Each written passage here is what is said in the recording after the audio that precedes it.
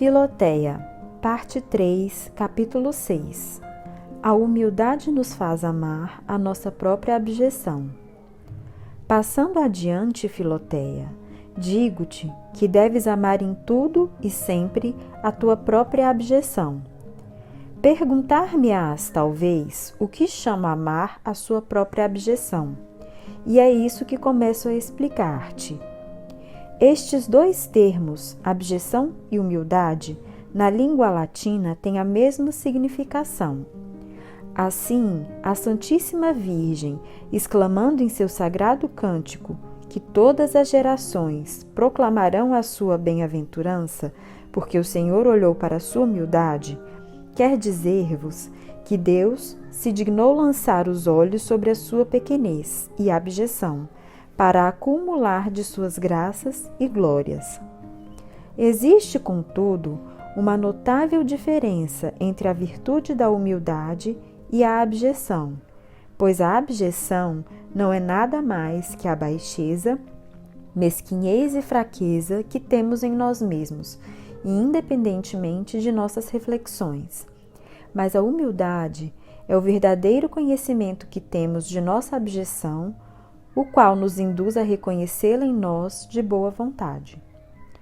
A perfeição da humildade, porém, consiste não só em reconhecermos a nossa abjeção, mas também em amá-la e comprazer-nos nela, não por uma pouca pobreza de ânimo e pusilanimidade, mas em vista da glória que devemos dedicar ao nosso próximo, preferindo-o a nós mesmos. E esta humildade é que te recomendo encarecidamente e, para melhor a entenderes na prática, é bom que consideres que, entre os males que temos que sofrer, uns são abjetos e humilhantes, e outros honrosos, e que muitas pessoas se dão por satisfeitas com os honrosos, mas poucas se conformam com os que desonram. Imagina um eremita bom e devoto, mas todo esfarrapado e tremendo de frio.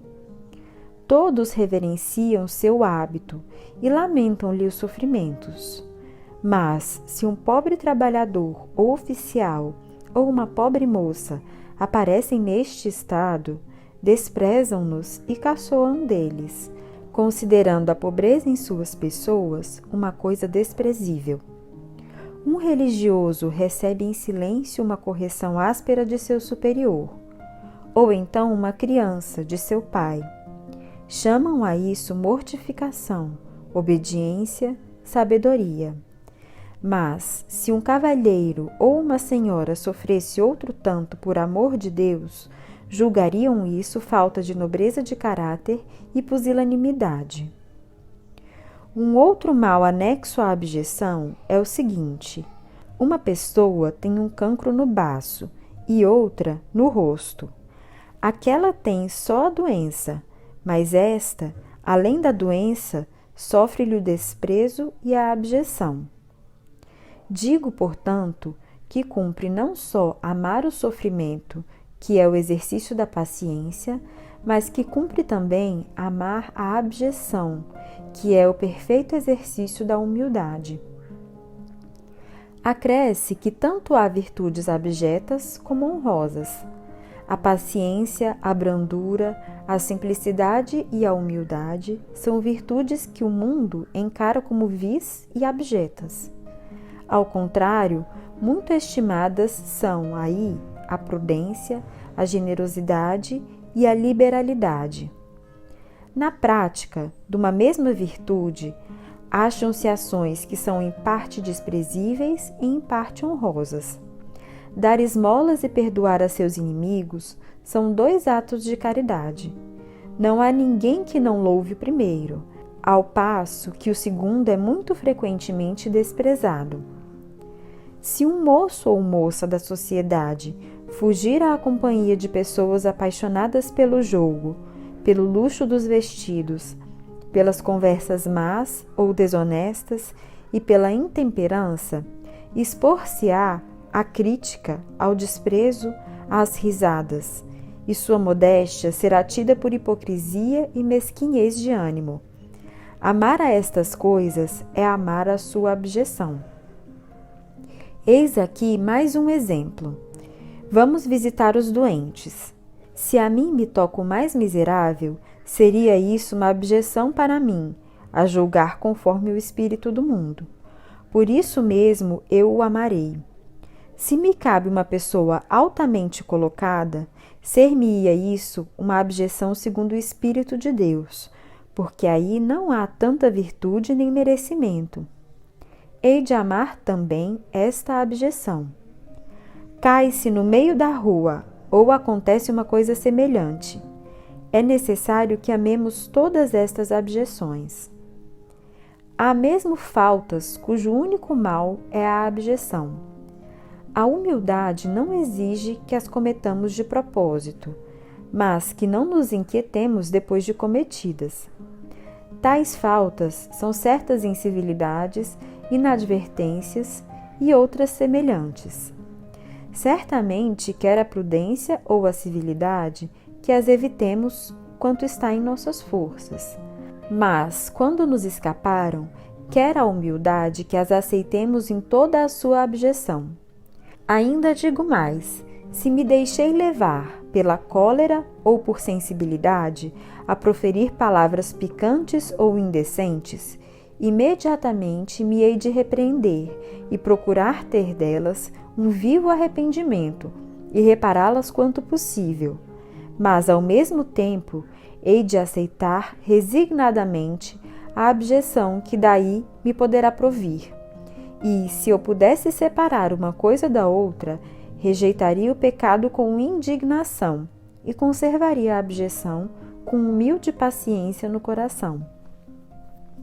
Mas, ainda que amemos a abjeção que segue ao mal, nem por isso se há de deixar de remediar o mal que a causou, por todos os meios naturais e legítimos ao nosso alcance, máxime se o mal tiver consequências. Se tenho no rosto alguma moléstia vergonhosa e humilhante, hei de procurar-lhe a cura, mas sem esquecer a abjeção que daí me proveio. Se cometi uma falta que não ofende a ninguém, não me hei de escusar, porque, embora seja um defeito, não tem outras consequências afora o desprezo a que deu ensejo. Logo, se eu me escusasse, seria só para afastar de mim a abjeção, o que a humildade de modo algum pode permitir. Mas, se por inadvertência ou mau humor ofendi ou escandalizei alguém, repararei a minha falta, excusando-me com toda a sinceridade, porque o mal cometido ainda subsiste e a caridade me obriga a destruí-lo quanto puder. Demais, acontece algumas vezes que nossa reputação toca também ao próximo. Neste caso, a caridade exige que nos esforcemos, quanto possível for, por afastar a abjeção, mas, destruindo-a aos olhos do mundo, devemos conservá-la cuidadosamente no coração, para que se edifique nela. Se queres saber agora, Filoteia, quais são as abjeções melhores, dir-te-ei que as mais salutares à alma e agradáveis a Deus são as que nos vêm espontaneamente, ou pela condição de nossa vida, porque não são de nossa escolha, mas da de Deus, que sabe melhor do que nós o que nos é mais necessário. Se houvéssemos de escolher algumas, as maiores seriam as melhores, e as maiores são aquelas que mais contrariam a nossa inclinação, contanto que sejam conformes à nossa vocação, pois, para dizer uma vez por todas, a nossa escolha, isto é, a própria vontade, muito altera as nossas virtudes e lhes diminui o merecimento. Ah, quem nos dera a graça de poder exclamar com o profeta: escolhi estar abatido na casa de meu Deus, antes que morar nas tendas dos pecadores. Ninguém o pode, Filoteia, com exceção daquele que, para nos dar a sua glória, se tornou na vida e na morte o opróbrio dos homens e a abjeção dos povos. Muitas coisas te disse que, as considerando, hão de te parecer duras, mas crê-me que, praticando-as, achá-las-ás mais doces que o mel.